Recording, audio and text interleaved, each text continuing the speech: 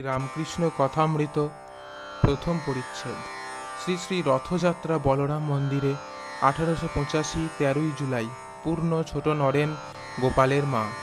শ্রীরামকৃষ্ণ বলরামের বাড়ির বৈঠকখানায় ভক্ত সঙ্গে বসিয়া আছেন। 30শে আষাঢ় 1292, আষাঢ় শুক্লা প্রতিপদ, সোমবার 13ই জুলাই 1885 বেলা 9টা। কল্ল শ্রী শ্রী রথযাত্রার রথে বলরাম ঠাকুরকে নিমন্ত্রণ করিয়া আনিয়াছেন। বাড়িতে শ্রী শ্রী জগন্নাথ বিগ্রহের নিত্য সেবা হয়। একখানি ছোট রথ আছে। রথের দিন রথ বাহিরের বারান্দায় টানা হইবে। ঠাকুর মাস্টারের সহিত কথা কহিতেছেন। কাছে নারায়ণ, তেজচন্দ্র, বলরাম ও অন্যান্য ভক্তেরা অনেকে। পূর্ণ সম্বন্ধে কথা হইতেছে। পূর্ণের বয়স 15 হইবে। ঠাকুর মাস্টারের সহিত কথা কহিতেছেন। কাছে নারায়ণ, তেজচন্দ্র, বলরাম ও অন্যান্য অনেক ভক্তরা। পূর্ণ সম্বন্ধে কথা হইতেছে। পূর্ণের বয়স 15 হইবে। ঠাকুর তাহাকে দেখিবার জন্য ব্যাকুল হইয়াছেন। শ্রীরামকৃষ্ণ মাস্টারের প্রতি, আচ্ছা, সে অর্থাৎ পূর্ণ কোন পথ দিয়ে এসে দেখা করবে? দ্বিজকে ও পূর্ণকে তুমিই মিলিয়ে দিও। এক সত্তার আর এক বয়সের লোক আমি মিলিয়ে দিই। এর মানে আছে, দুজনেরই উন্নতি হয়। পূর্ণের কেমন অনুরাগ দেখেছ? মাস্টার, আজ্ঞে হ্যাঁ, আমি ট্রামে করে যাচ্ছি, ছাদ থেকে আমাকে দেখে রাস্তার দিকে দৌড়ে এলো, আর ব্যাকুল হয়ে সেইখান থেকেই নমস্কার করলে। শ্রীরামকৃষ্ণ শ্মশ্রু নয়নে, আহা আহা, কি কি না ইনি আমার পদার্থের পরমার্থ লাভের জন্য সংযোগ করে দিয়েছেন। ঈশ্বরের জন্য ব্যাকুল না হলে এরূপ হয় না।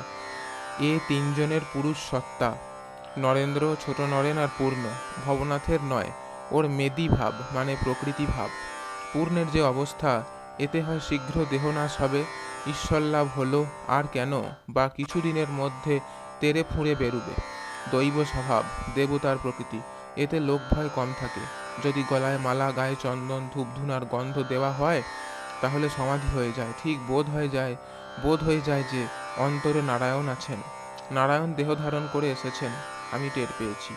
দক্ষিণেশ্বরে যখন আমার প্রথম এরূপ অবস্থা হলো, কিছুদিন পরে একটি ভদ্র ঘরে বামুনের মেয়ে এসেছিল, বড় সুলক্ষণা।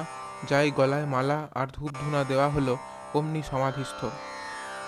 কিছুক্ষণ পরে আনন্দ আর ধারা পড়তে লাগলো। আমি তখন প্রণাম করে বললুম, মা, আমার হবে? তা বললে, হ্যাঁ, তবে পূর্ণকে আর একবার দেখা। তা দেখবার সুবিধা কই? কলা বলে বোধ হয়। কি আশ্চর্য অংশ! শুধু নয়, কলা, কি চতুর, পড়াতে নাকি খুব। তবে তো ঠিক ঠাউরেছি। তপস্যার জোরে নারায়ণ সন্তান হয়ে জন্মগ্রহণ করেন। ও দেশে যাবার রাস্তায় রঞ্জিত রায়ের দিঘি আছে। রঞ্জিত রায়ের ঘরে ভগবতী কন্যা হয়ে জন্মেছিলেন। এখনও চৈত্র মাসে মেলা হয়। আমার বড় যাবার ইচ্ছা হয়, আর এখন হয় না। রঞ্জিত রায় ওখানকার জমিদার ছিল। তপস্যার জোরে তাকে কন্যারূপে পেয়েছিল। মেয়েটিকে বড়ই স্নেহ করে। সেই স্নেহের গুণে তিনি আটকে ছিলেন। বাপের কাছে ছাড়া প্রায় হতেন না। একদিন সে জমিদারির কাজ করছে, ভারী ব্যস্ত।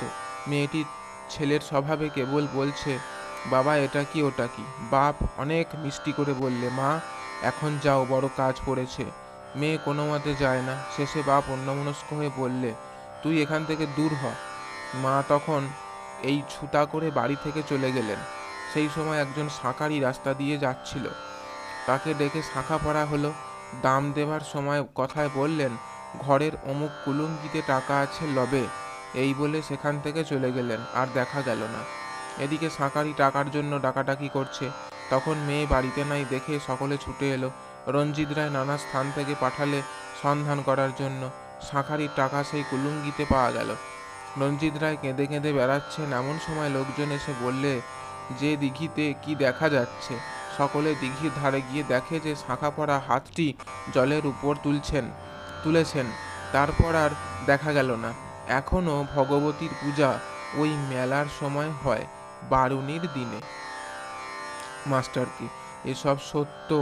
মাস্টার, আজ্ঞে হ্যাঁ। শ্রীরামকৃষ্ণ, নরেন্দ্র এখন এসব বিশ্বাস করে। পূর্ণের বিষ্ণুর অংশে জন্ম। মানসে বিল্লপত্র দিয়ে পূজা করলুম, তা হলো না। তুলসী চন্দন দিলাম, তখন হলো। তিনি নানা রূপে দর্শন দেন, কখনো নররূপে, কখনো চিন্ময় ঈশ্বরীয় রূপে। রূপ মানতে হয়, কি বলো? মাস্টার, আজ্ঞে হ্যাঁ। শ্রীরামকৃষ্ণ, কামারহাটির বামনি গোপালের মা কত কি দেখে। একলাটির গঙ্গার ধারে একটি বাগানে নির্জন ঘরে থাকে আর জপ করে। গোপাল কাছে শোয়ে। বলিতে বলিতে ঠাকুর চমকিত হইলেন। কল্পনায় নয়, সাক্ষাৎ। দেখলে গোপালের হাত রাঙা, সঙ্গে সঙ্গে বেড়ায়, মাই খায়, কথা কয়। নরেন্দ্র শুনে কাঁদলে। আমি আগে অনেক দেখতুম, এখন আর ভাবে তত দর্শন হয় না। এখন প্রকৃতিভাব কম পড়ছে, বেটা ছেলের ভাব আসছে, তাই ভাব অন্তরে, বাহিরে তত প্রকাশ নাই। ছোট নরেনের পুরুষ ভাব, তাই মন লীন হয়ে যায়, ভাবাদি নাই। নিত্যগোপালের প্রকৃতি ভাব, তাই খেঁচা মেচা, তবে তার শরীর লাল হয়ে যায়। জয় ঠাকুর মা সাইনজি।